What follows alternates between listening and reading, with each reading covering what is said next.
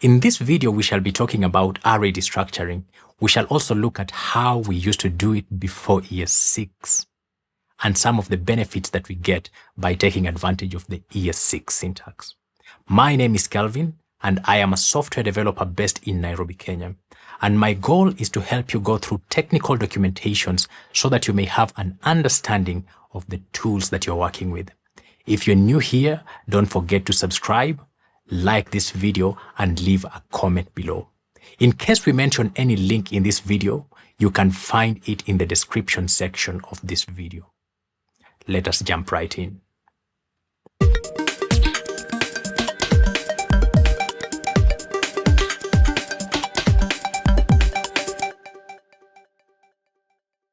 Let us get some things out of the way. If you are using VS Code, I will recommend that you install the Quokka.js extension. And what this extension helps me do is to log values directly in my editor, as you can see. In case you are using a different editor, you can still follow along using the browser console. When it comes to array destructuring, this assignment allows us to destructure arrays into individual variables. But before the introduction of the destructuring assignment, in case we wanted to assign values of an array at a specific index to a variable, we had to access it using the index. An example, let's say I have a constant called x, and I want to access the value of the first index. I will have to write the array, then declare the index that I want to access. And let us pass down x. And you can see that I get the value 10. In case I want to access the second value, that is index 1 and 3, I will have to do the same thing. So index 1, index 2, y, then z. And you can see that I'm able to access the various values in an array, but I have to access them using the index of the array.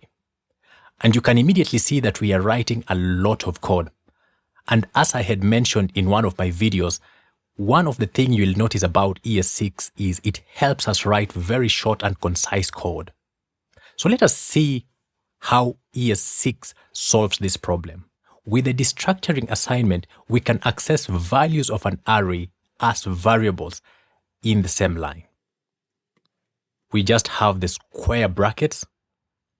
Then the values or the variables that we define correlate with the index that we want to access. So x will be the first index, y will be the second index, and z will be the third index. And as you can see, the values get logged correctly. So when you compare this to the previous approach, I think you will notice that this is way shorter and cleaner. But imagine a scenario where you only want to access z and not x and y. In that case, you can just pass in empty values. You can just declare using the comma. So each comma basically defines an index. So the first index, the second index, then we have z as the last index. And as you can see, z will be equal to 50, which correlates with the third index. But what happens if there are other values after the third index that you don't necessarily want to access, but you want them to be included, maybe as an array that you can use later in your code? That is where the REST parameter comes into play. And if you haven't watched my previous video about the REST parameter, I will be linking it up in the card above. Let us look at the example. Let's say we have other values, maybe 60, 40, 60, 70, and you want to access them. In this case, you can basically use the REST parameter to access those other values as an array. Just by using the dot syntax, then the name.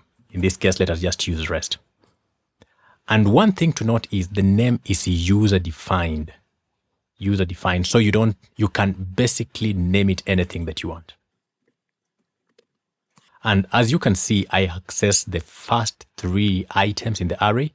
Then using the rest parameter, I am able to access the remaining values as an array. You'll also notice that most of these features can be reused in different contexts. An example would be, what if I want to have a default value for the variable that I'm defining using the destructuring assignment? But before we look at how it is done in ES6, previously, in case we wanted to set a default parameter of a variable, we had to write a lot of code, and this is how we used to do it. So we have our old variables the way they are, and let us say I don't have the last index, that is z, and you can see that z is undefined. When you declare a variable without assigning it any value, by default it is undefined. And to prove this, let us just define a variable called L, then log it. You can see that it is undefined. In this case, we are also declaring a variable called z, but it is not being initialized with any value from the array. So we expect to get undefined. So previously, we had to write a lot of code to handle undefined. Let us use let because it allows us to change. And if you don't understand the reason why I am using let and const in this context, you can watch my previous videos about let and const keywords. I'll also be linking them up in the card above. So the third item should be initialized with if z is equal to undefined, then we pass in 0, else we pass in z. Then we can log the third item. And you can clearly see that since z is undefined, we get the value 0 logged. But if we have the third item in the array, we can see that 50 gets logged. And you can immediately see that our code is getting bloated. We are writing a lot of code to achieve a simple result. And this is one of the issues that ES6 solved. So we can directly assign a default value in case z is not declared, or rather any variable is not declared in the array destructuring assignment. So in this case, if z is undefined, we can have a default value of 0. And that works so well and is also very clean. And you can see we are getting 0. Let us look at another example. How do you handle nested arrays using the destructuring assignment? So we do have an array called vectors. But what if we also had an array nested within this array? It has basically colors, red, green, then blue. How can we access this nested array? And I think you guessed it right. So we can just name it using another variable. So I can have a variable called colors, and we can pass it down. And you can see that it pulls out the array called colors. But instead of using a variable, you can actually access the values within the array by declaring another array where we can get red, green, and blue.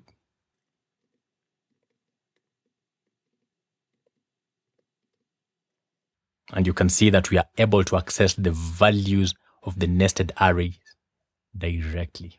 So that is all you need to know about the destructuring assignment when it comes to arrays. Let us look at some of the fancy things that you can do using the destructuring assignment. And what comes to mind immediately is you can basically use the destructuring assignment to swap variables. Let's say I have 2 variables. Let they be equal to 10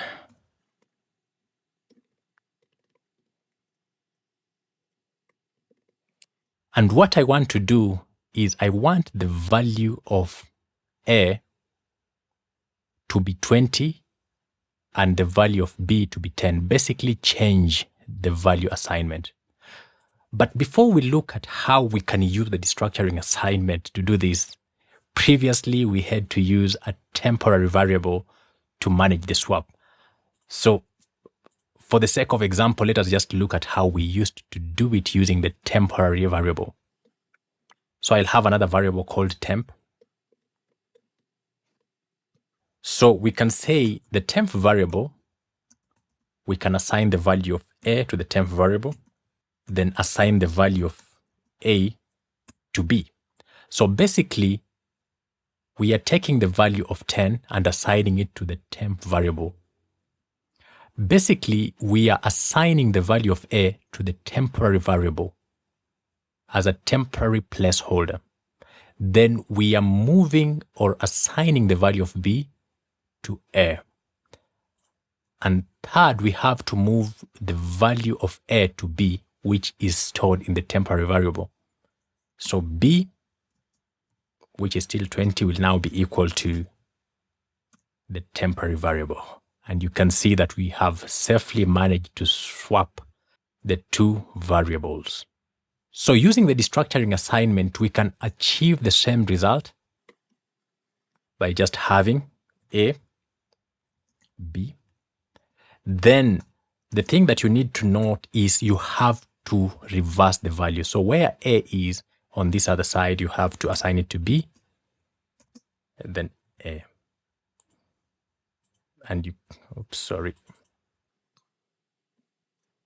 and you can see that the values have been swapped.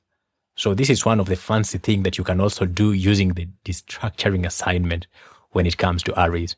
Another fancy thing that you can do using the array destructuring assignment is to declare functions or define functions that return multiple values.